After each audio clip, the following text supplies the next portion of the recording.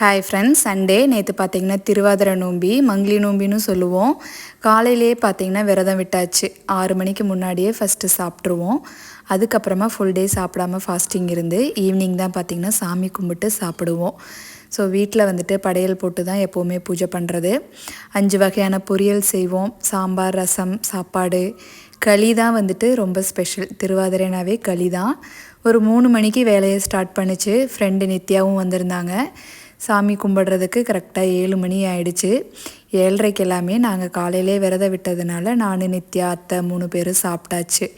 அதுக்கப்புறமா பக்கத்தில் இருக்க ஃப்ரெண்டு ஒருத்தவங்களை கூப்பிட்டுருந்துச்சு. அவங்களும் ஃபேமிலியோடு வந்திருந்தாங்க. எல்லோரும் திருப்தியாக சாமி கும்பிட்டு சாப்பிட்டு தான் போனாங்க.